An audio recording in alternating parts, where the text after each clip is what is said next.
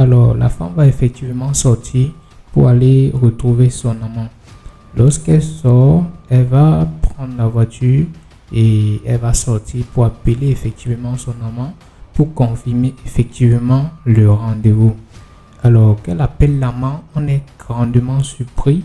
On se rend compte que l'amant, c'est effectivement le père du gars en question. Donc l'amant, c'est le père du gars en question. Il échange, il se donne des mots doux, des mots sensuels, et la femme est effectivement excitée de voir le gars en question. Donc ils sont vraiment excités de se revoir puisque c'est leur habitude.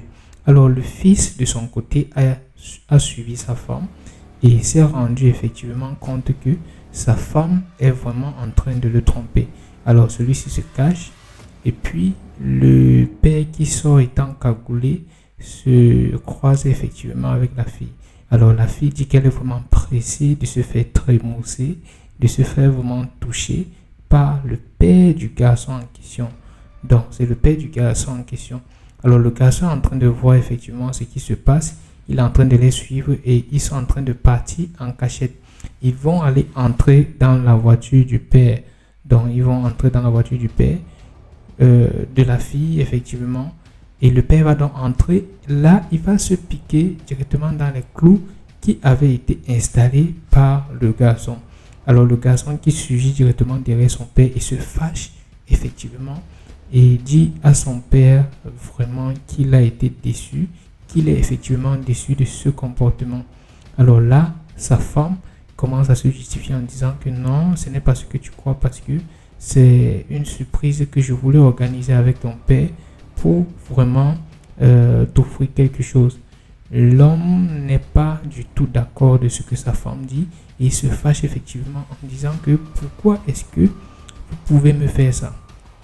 Pourquoi vous pouvez me faire ça? Toi mon père, toi ma femme, pourquoi vous pouvez vous associer pour me tromper? Pourtant on vit là tout le temps. Alors le père commence à vouloir s'excuser, mais la fille vraiment commence à dire que tout ça c'est de ta faute parce que tu n'as jamais été attentif à tout ce que je voulais. Donc tu n'as jamais été attentif, tu n'as jamais été là pour moi. Voici par exemple quand je suis à la maison, la nuit, quand je viens par exemple te toucher, toi tu n'es pas toujours d'accord de tout ce qui se passe et vraiment tu me rejettes de manière brutale en me disant de quitter à côté de toi. Donc c'est effectivement pour ça que je t'ai trompé. Alors elle va encore expliquer un certain nombre de choses en disant par exemple que tout le temps tu es toujours en train de te reposer, tu es toujours en train de travailler, tu ne prêtes jamais attention à moi. Voilà par exemple une soirée où j'étais prête à ce que on passe une très bonne soirée, mais toi tu étais toujours sur ton ordinateur, tu étais toujours en train de travailler et tu m'as rejeté que tu as effectivement beaucoup de travail à faire. Donc c'est pour ça que certaines choses sont arrivées. Pourtant moi j'ai besoin de ton affection, j'ai besoin que tu sois effectivement à côté de moi.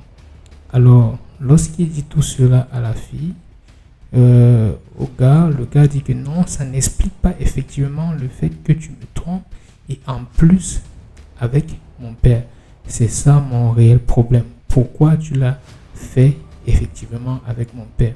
Alors qu'est-ce que je ne t'ai pas donné? Voilà ce qui va donc vous arriver. Je vais donc te jeter dehors et tu vas te débrouiller et je ne vais rien te donner. La fille commence à dire que oui, ça tombe bien parce que moi je vais relancer ma nouvelle vie avec mon nouvel amant qui est effectivement ton père. Alors le père se fâche et dit tais-toi, qu'est-ce que tu racontes comme ça? Ça sera impossible que je relance une vie avec toi. Alors le père revient chez son fils et commence à s'excuser en disant effectivement qu'il est grandement désolé de tout ce qui se passe.